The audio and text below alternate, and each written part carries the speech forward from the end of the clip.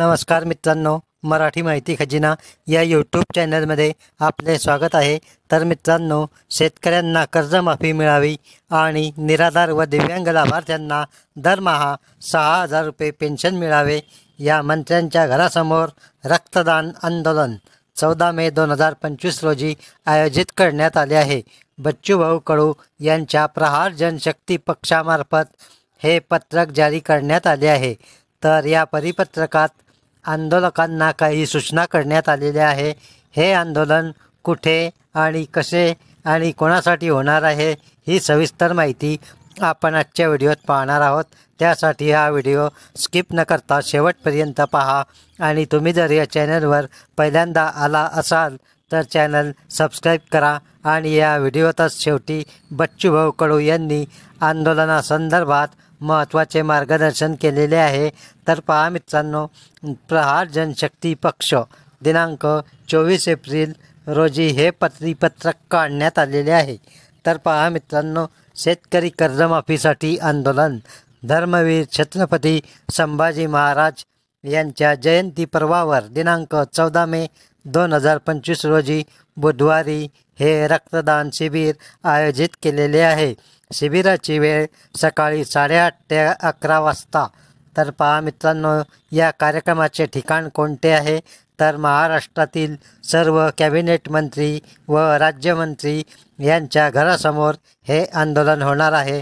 तर पहा मित्रांनो, सर्व जिल्हा प्रमुख, तालुका प्रमुख, शहर प्रमुख यांनी दिनांक 14 मे 2025 रोजी आपल्या भागातील जिल्ह्यातील कॅबिनेट मंत्री व राज्यमंत्री यांच्या घरासमोर व ज्यांच्या जिल्ह्यांमध्ये एकही मंत्री नाही अशांनी आपल्या बाजूच्या जिल्ह्यातील सर्व कॅबिनेट मंत्री व राज्यमंत्री यांच्या घराजवळ रक्तदान शिबिर आयोजित करावे। तर मित्रांनो, हा सर्व कार्यक्रम करण्याअगोदर आधी देवदर्शन घेऊन टाळ मृदुंग वाजवत भजन कीर्तनाच्या माध्यमातून शेतकरी कर्जमाफी मिळावी याकरता जागृती आंदोलन करायचे आहे। तर या आंदोलनात नेमक्या मागण्या कोणत्या करण्यात येणार आहे तर शेतकऱ्यांना कर्जमाफी मिळावी, शेतमालाला हमीभाव मिळावा आणि कापणी ते पेरणीपर्यंत MREGS म्हणजेच मनरेगामधून मंजुरी मिळण्याकरिता व दिव्यांग विधवा निराधार यांना दरमहा 6,000 रुपये मानधन मिळावे या प्रमुख मागण्या या आंदोलनाच्या माध्यमातून सरकारकडे केल्या जाणार आहे। या महत्त्वाच्या मागण्यांच्या अनुषंगाने आंदोलन करायचे आहे। हे आंदोलन प्रहार स्टाईलने अधिक प्रभावी कसे होईल याकडे प्रत्येक प्रमुख, सक्रिय व सर्व कार्यकर्त्यांनी लक्ष द्यावे। तर मित्रांनो, खाली टीप दिली आहे। केलेल्या आंदोलनाचे फोटो व व्हिडिओ आपल्याला खालील नंबरवर व्हॉट्सॲप करायचे आहे आणि पक्षाचे जे अधिकारी या आंदोलनात सहभागी होणार नाही त्यांची नावे खाली दिलेल्या व्हॉट्सॲप नंबरवर पाठवायची आहे। अशा प्रकारे बच्चूभाऊ कडू यांनी प्रहार जनशक्ती पक्षामार्फत हे आंदोलन आयोजित केलेले आहे। तर मित्रांनो, दिनांक 14 मे रोजी या आंदोलनाविषयी महत्त्वाची माहिती या व्हिडिओत बच्चूभाऊंनी दिलेली आहे। या आंदोलनासंदर्भात काही कार्यकर्त्यांना काही सूचना करण्यात आलेल्या आहे, माहिती देण्यात आली आहे। त्यासाठी हा व्हिडिओ शेवटपर्यंत नक्की पहा आणि या आंदोलनाला अवश्य उपस्थित राहा, तरच शेतकऱ्यांचे कर्ज माफ होईल। तसेच दिव्यांग व निराधारांना 6,000 रुपये मिळण्यासाठी या आंदोलनाला जास्तीत जास्त पाठिंबा द्या। 6,000 रुपये महिना पाहिजे का नाही पाहिजे? कर्जमाफीची गरज आहे का नाही आहे? आता विषय आहे आपल्या आंदोलनाचा। सरकार अजूनही बोलायला तयार नाही। 8वा वेतन घेणार आहे। कोणता येणार आहे? 8वा वेतन। आणि दिव्यांगाचा पगार 1500हून वरती नेण्याची काही तयारी अजून दाखवत नाही। फडणवीस साहेब म्हणत होते कोरा कोरा कोरा, आम्ही ते म्हणतो कोला बोला बोला। हे जोपर्यंत बोलत नाही आणि घोषणा करत नाही, हे त्यांच्या मला वाटते त्यांच्या वचननाम्यामध्ये आहे. आणि वचननाम्यामध्ये त्यांनी सांगितलं का 7-12 कोरा करणार, एवढंच सांगितलं नाही. तुम्हाला हा प्रचार करायचा लक्षात घ्या, हे राजकीय भाषण नाही आहे. सड़ो की फोड़ो करायचं आहे सरकारला. अकेले भी होंगे ना तो बिल्कुल सीना तान के खड़ा होना है. दगडी गोटा नका मारू, कम से कम माती तरी फेकून मारा चालेल. आणि याच्यामध्ये 2च गोष्टी वाचून दाखवल्या. त्याच्यामध्ये त्यांनी पहिले म्हटलं होतं लाडक्या बहिणीचं 2100 करा, ते करणार नाही कारण बजेटमध्ये काही पैसे नाही. शेतकऱ्यांना मिळणार कर्जमाफी, शेतकरी सन्मान निधीमध्ये 12,000ची 15,000 करणार आणि MSP वर 20% वाढ होणार. MSP वर 20% वाढ झाली तर सरकारला कापसावर 2,000 रुपये द्यायला लागते प्रति क्विंटल. तुमचं वचननामा आहे राणी. सोयाबीनला पण 2,000 जास्त द्यावं, तुरीला पण सोया द्यावं लागतं, ऊसाला पण द्यावं लागतं. आणि नंतर म्हटलं आहे का SGST जे आहे, जे सोयाबीन खरेदी करताना लावल्या गेली ते परत भेटणार आणि सोयाबीन उत्पादक शेतकऱ्याला 6,000 देणार. बाकीचं मी काही वाचत नाही. आता लक्षात घ्या, यांनी हे बोलून आपले मत घेतलेले आहे, बरोबर आहे का नाही.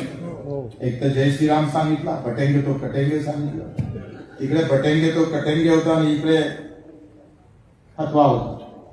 या सगळ्या मधातल्या लढाईमध्ये तुमची सगळ्यांची तयारी इथून गेल्यानंतर 14 तारखेला आपण रक्तदान, रक्ताचं यज्ञ आपण करतो आहे. मंत्र्याच्या समोर, घरासमोर जर एखादा पोलीसवाला म्हणून रक्तदान करता येत नाही, रक्तदान करायला मंत्र्याच्या परवानगीची गरज नाही. 14 तारखेला धर्मवीर संभाजी महाराजांची जयंती आहे आणि तुमच्या विभागामध्ये 4 मंत्री आहेत. 4ही मंत्र्याच्या घरासमोर उद्या परवा मीटिंग घेऊन आपण अतिशय व्यवस्थित आंदोलन घेऊन जातो. पहिले ऑपोजिशन केलं, नंतर टेमर दाखवलं, आता रक्तदान करणार आहोत आणि शेवटचं आंदोलन नागपूरले मुख्यमंत्र्याच्या दारावर किमान 1,00,000 लोक. उद्या असं म्हणाले पाहिजे की तुम्ही आम्हाला वेळ दिला नाही, आम्ही रक्ताची आहुती द्यायला तयार आहोत, रक्तदान करायला तयार आहोत, रक्ताचं यज्ञ करायला तयार आहोत. कारण तुम्ही जे बोलला त्याचा जर विसर पडत असेल आणि आम्हाला जर फसवल्या जात असाल तर आम्ही सोडणार नाही. सगळे पक्ष चूप बसले तरी चालेल, पण प्रहार जेव्हा पेटून उठणार तेव्हा सांगतोय नागपूर आणि जेटपर्यंत घोषणा होणार नाही तोपर्यंत सोडायचं नाही. 23 ते 15 जून ते 23 जूनच्या दरम्यान एक तारीख येणार आहे. आतापासून कामाला लागायचं आहे. सड़ो की पड़ो, एक तर जिथून येऊ नये तर साऱ्याने मरून येऊ अशा ताकदीनं आम्हाला एकत्र व्हावं. तुमची सगळ्यांची तयारी आहे. इकडे हात वरतून केले, चांगल्या माणसांनी हात वरतून केले.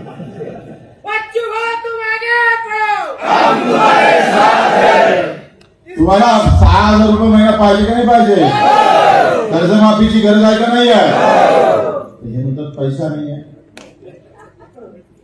आता अजितदादांना बंगला दुरुस्त केला, किमान 1 कोटी लावले आणि आमदाराची पगार किती वाढली? आमदाराचे पगार वाढले, खासदाराचे पगार वाढले. आम्ही सांगितलं पैसा नसेल तर आम्हाला सांगा. आमच्याकडे अमेरिकन कंपनी आहे, त्यांचा प्रस्ताव आपण मीटिंगच्या वेळेस दिला. त्यांनी 1,00,000 कोटी रुपये बगर व्याजी 5 वर्षासाठी सरकारने द्यायला द्या. पैसा नाही याची सांगायची गरजच नाही. पण आपण सगळे पक्ष जरी झोपले असेल तर इथल्या जिल्हा प्रमुख असेल सगळ्यांनी किमान 14 तारखेपर्यंत मला सगळ्यांना 10-20 सभा झाल्या असल्या पाहिजे. सगळ्या इकडे चेतना निर्माण झाली पाहिजे. आणि आता गाडी पाठवणार नाही कोणी नागपूरसाठी. अगर गाडीची यार तयार आहे ना, का गाडीचं डिझेल लागेल? पायी परवास. गाडी डिझेलही भेटणार नाही, गाडी भेटणार नाही. आणि तुम्हाला आम्हाला सगळ्यांना घरी सांगावं लागेल का आला टाइम तर महिनाभर इथंच थांबावं.